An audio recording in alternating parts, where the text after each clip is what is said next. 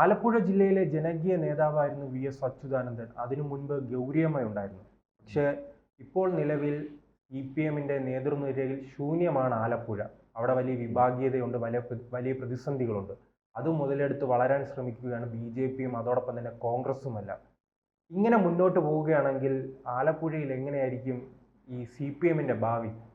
CPM-ലെ ഏറ്റവും വലിയ വിഭാഗീയത നടക്കുന്ന ഒരു ജില്ലയാണ് ആലപ്പുഴ. അവിടെ BJP വളരാൻ പോകുന്നല്ല, വളർന്നു കഴിഞ്ഞു എന്നുള്ളതാണ്. അതാണല്ലോ ഈ കഴിഞ്ഞ ലോക്സഭാ തെരഞ്ഞെടുപ്പിൽ നമ്മൾ കണ്ടത്.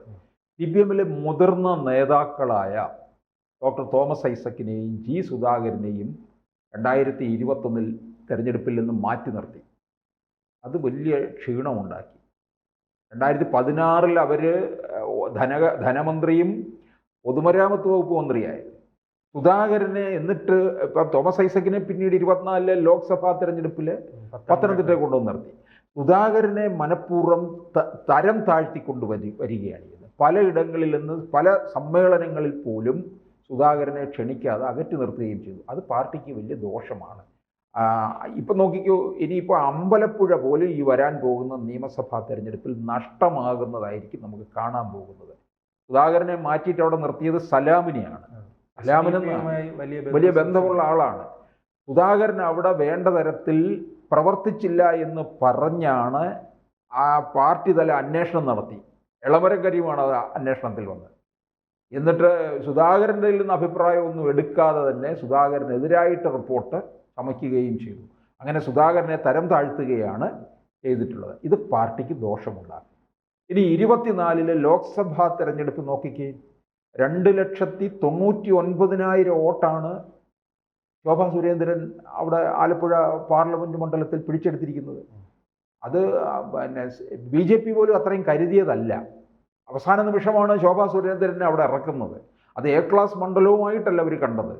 പക്ഷേ ശോഭാ സുരേന്ദ്രൻ A ക്ലാസ് മണ്ഡലമാക്കി മാറ്റി. അതുകൊണ്ടെന്താ, ഇനിയിപ്പോൾ വരാൻ പോകുന്ന നിയമസഭാ തെരഞ്ഞെടുപ്പിലെ ആലപ്പുഴ പാർലമെന്റ് മണ്ഡലത്തിൽ വരുന്ന കായംകുളം നിയമസഭാ മണ്ഡലം മത്സരിക്കാൻ പോകുന്നത് BJP-യിലെ ശോഭാ സുരേന്ദ്രനാണ്. അവിടെ ഇപ്പോഴത്തെ സിറ്റിംഗ് MLA പ്രതിഭാകരിയാണ്. പ്രതിഭാകരി ഇപ്പോൾ 2ാമത് തവണ ജയിക്കുമ്പോൾ വലിയ ഭൂരിപക്ഷമൊന്നുമില്ല. പാർട്ടിയിലെ എതിർപ്പും വലിയ പ്രശ്നങ്ങളൊക്കെ നേരിട്ടുകൊണ്ടിരിക്കുകയാണ്. കോൺഗ്രസിൽ നിന്ന് നല്ല സ്ഥാനാർത്ഥി തന്നെയായിരുന്നു അരിത ബാബു. CPM-കാർ പാൽക്കാരി എന്നൊക്കെ പറഞ്ഞ് അധിക്ഷേപിച്ച. ഇനിയിപ്പോൾ വരാൻ പോകുന്ന തെരഞ്ഞെടുപ്പിൽ അതൊരു ശക്തമായ ത്രികോണ മത്സരം നടക്കുന്ന ഒരു മണ്ഡലമായിരിക്കും. വനിതകൾ ഏറ്റുമുട്ടുന്ന മണ്ഡലമായിരിക്കും. കാരണം ഇത് രണ്ടുപേരും UDF-ൽ നിന്ന് അരിതയായിരിക്കും, BJP-യിൽ നിന്ന് ശോഭാ സുരേന്ദ്രനുമായിരിക്കും, CPM-ഉം അപ്പോൾ ഒരു വനിതയായിരിക്കും അവിടെ ഇറക്കുന്നത്. അപ്പം ഞാൻ തുടക്കം സൂചിപ്പിച്ചതുപോലെ ഗൗരിയമ്മ, V.S. അച്യുതാനന്ദൻ, സുധാകരൻ, തോമസ് ഐസക് അടക്കമുള്ള വലിയ നിര ഉണ്ടായിരുന്നു. ഇപ്പോൾ അങ്ങനെ ഒരു നിരയില്ല. അത് എന്തുകൊണ്ടായിരിക്കും അങ്ങനെ ഒരു പ്രതിസന്ധി കാരണം? ഇപ്പം ആരാ ഉള്ളത്? സജി ചെറിയാനല്ലേ, ചെങ്ങന്നൂർ. ഇപ്പം സജി ചെറിയാന് തന്നെ മിക്കവാറും ചെങ്ങന്നൂർ മണ്ഡലം കൈവിട്ടു പോകുന്ന ലക്ഷണമാണ് കണ്ടു തുടങ്ങിയിരിക്കുന്നത്. അവിടെ ആ ഒരു ജനകീയതയൊക്കെ തന്നെ നഷ്ടപ്പെട്ടിരിക്കുകയാണ്. പിന്നെ ഇപ്പോൾ ജ്യോതി വിജയകുമാറൊക്കെ അവിടെ മത്സരിക്കാൻ തയ്യാറെടുത്ത്, പിന്നൊരു അബിൻ വർക്കി, അവരെ ആരെങ്കിലും ആയിരിക്കും രംഗത്തിറക്കുക എന്ന് പറയുന്നുണ്ട്. അപ്പം സജി ചെറിയാൻ്റെ കാര്യം. അതുപോലെ പിന്നെ ആലപ്പുഴയിൽ നിന്ന് ജയിച്ചിരിക്കുന്നത് ഒരു ചിത്തരഞ്ജൻ ആണ്. ഇതിൽ അവിടെ വലിയ വിഭാഗീയതയും പിന്നെ കുട്ടനാട്ടിൽ നിന്ന് ധാരാളം പേര് ഈ പിന്നെ പാർട്ടി വിട്ടു പോവുകയൊക്കെ ചെയ്തിട്ടുണ്ട്. അവിടെയാണല്ലോ ഇവരുടെ ഒരു ശക്തി കേന്ദ്രമെന്ന് പറയുന്നത് ആലപ്പുഴ ജില്ലയല്ലേ. അവിടുന്നല്ലേ V.S. അച്യുതാനന്ദൻ ഈ കയർ തൊഴിലാളികളെ മുഴുവൻ സംഘടിപ്പിച്ച് കൊണ്ടുവരികയൊക്കെ ചെയ്തിട്ടുള്ളത്. അപ്പോൾ ഈ വിഭാഗീയത വളരെ തട്ടകം V.S. രാഷ്ട്രീയം പഠിച്ചതും വളർന്നതും ആലപ്പുഴയിലാണ്. അപ്പം ഇപ്പം തന്നെ ആലപ്പുഴയിൽ V.S. അവിടെ എത്തിക്കഴിഞ്ഞപ്പോഴത്തേക്ക് ഉണ്ടാകുന്ന ഒരു ഇളക്കം എന്ന് പറയുന്നത് വല്ലാത്തത് തന്നെയാണ്. ഒരു രാഷ്ട്രീയ നേതാവിനും കിട്ടാത്ത തരത്തിലുള്ള ഒരു അംഗീകാരമാണ് അവിടെ V.S.ന് കിട്ടിക്കൊണ്ടിരിക്കുന്നത്. അപ്പോൾ അത് അങ്ങനെ പോയിക്കൊണ്ടിരുന്ന ഒരു പാർട്ടിയാണിപ്പോൾ ആകെ തിരിഞ്ഞ് ഛിന്ന ഭിന്നമായി മാറിയിരിക്കുന്നത്. ആലപ്പുഴയ്ക്ക് വേണ്ട തരത്തിൽ വികസനം ഇപ്പോഴും എത്തിയിട്ടില്ല എന്നാണ് കാണുന്നത്. പിന്നെ ഈഴവ വോട്ടുകൾ ധാരാളം ഉള്ളതാണ്. ഈ ഈഴവ വോട്ടുകളൊക്കെ എങ്ങോട്ടേക്ക് പോയി? BJP-യിലേക്ക് പോയി എന്ന് CPM തന്നെ സമ്മതിക്കുന്നുണ്ട്. അവിടെ ശോഭാ സുരേന്ദ്രൻ നല്ലവണ്ണം വോട്ട് പിടിച്ചല്ലോ. ഇത് ഈഴവ വോട്ടുകളിലാണ്. ഈഴവ വോട്ടുകളൊക്കെ തന്നെ അടിസ്ഥാനപരമായിട്ട് CPM-ൽ നിൽക്കുന്നതാണ്. അതാണ് പോയിരിക്കുന്നത്. അപ്പോൾ ഇതിനി വരാൻ പോകുന്ന തെരഞ്ഞെടുപ്പിൽ ഇത് കാണും. പിന്നെ ഈ കുട്ടനാട് എന്ന് പറയുന്നത് തന്നെ അവിടെ ഈ ആലപ്പുഴയുടെയും കോട്ടയം ജില്ലയുടെയും അതിർത്തി പങ്കിടുന്ന ഭാഗം കൂടിയാണ്. അവിടെയൊക്കെ വലിയ മാറ്റം സംഭവിക്കാൻ പോവുകയാണ്. കുട്ടനാട്ടിലെ ലോക്കൽ കമ്മിറ്റികളിലൊക്കെ നിന്ന് തന്നെ സംഘടിതമായിട്ട് തന്നെ പാർട്ടി വിട്ടവരുണ്ട്. പിന്നെ ഇടയ്ക്ക് നമ്മൾ കേട്ടതാണ് അവിടെ ലഹരി കേസിലൊക്കെ ഒരുപാട് DYFI പ്രവർത്തകരെയൊക്കെ പിടികൂടി. അങ്ങനെ അതൊക്കെ പാർട്ടിക്ക് ദോഷമായിട്ട് സംഭവിച്ചിട്ടുണ്ട്. ഏത് പാർട്ടി സെക്രട്ടറി വന്നിട്ടുള്ള സമയത്തും ആലപ്പുഴയിലെ വിഭാഗീയത പിടിച്ചു നിർത്താനായിട്ട് സാധിച്ചിട്ടില്ല എന്നുള്ളതാണ്. ഇപ്പം കോടിയേരി അതൊരു തരം സമവായത്തിലൊക്കെ ഇങ്ങനെ കൊണ്ടുപോയിട്ടുണ്ട്. പക്ഷേ MV ഗോവിന്ദനൊക്കെ വന്നപ്പോഴും പല സമയത്തും പിണറായി വിജയൻ അവിടെ നേരിട്ടെത്തേണ്ടി വന്നിട്ടുണ്ട്. ഈ വിഭാഗീയത കാരണം അത്ര രൂക്ഷമായിട്ട് നിൽക്കുന്നതാണ്. ഇപ്പോൾ കണ്ണൂർ പോലത്തെ ഇപ്പോൾ CPM-ൻ്റെ അല്ലെങ്കിൽ കമ്മ്യൂണിസ്റ്റ് പാർട്ടിയുടെ ഒരു ഏറ്റവും പ്രധാനപ്പെട്ട ഇടം തന്നെയാണ് പുന്നപ്രയും. അതെ, ഈ പിന്നെ അതുകൊണ്ടല്ലേ ഇപ്പോൾ VS-നെ പിന്നെ വലിയ ചുടുകാട്ടിലാണ് അല്ലേ. ആ പ്രദേശമെന്നൊക്കെ പറയുന്നത് കമ്മ്യൂണിസ്റ്റുകാരുടെ ഒരു ഈറ്റില്ലം തന്നെയാണ്. അവിടെയാണ് ഇപ്പോൾ ഇത് തകർച്ച സംഭവിച്ചിരിക്കുന്നത്. കൃഷ്ണപിള്ള സ്മാരക അടക്കമുള്ളവ. ഇപ്പോൾ നോക്കിക്കോ, ഇനിയിപ്പോൾ ആലപ്പുഴ ജില്ലയിൽ നമ്മൾ എടുക്കുമ്പോൾ പല മണ്ഡലങ്ങൾ ഇവർക്ക് നഷ്ടമാകും.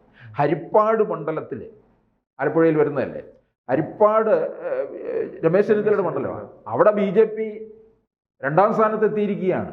അത് ചെന്നിത്തലയ്ക്ക് ഇപ്പോൾ ഒരു ഭയമാണ് കേട്ടോ.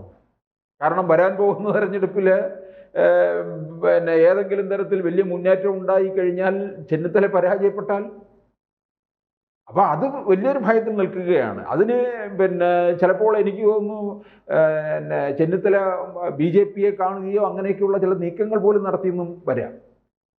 അതുപോലെ മറ്റു മണ്ഡലങ്ങൾ ഇപ്പൊ കായംകുളം ഈ വിഭാഗീയത ആയിരിക്കുമല്ലേ BJP-യുടെ വളർച്ച ഇത്രയും അതിവേഗമാക്കിയത്. അവര് സാറ് സൂചിപ്പിച്ചതുപോലെ തന്നെ A+ മണ്ഡലം പോലുമല്ല, പക്ഷെ തെരഞ്ഞെടുപ്പ് കഴിഞ്ഞപ്പോൾ A+ മണ്ഡലത്തിനോട് കിടപിടിക്കുന്ന രീതിയിൽ വോട്ട് വർധന വേണം ആന്നോ.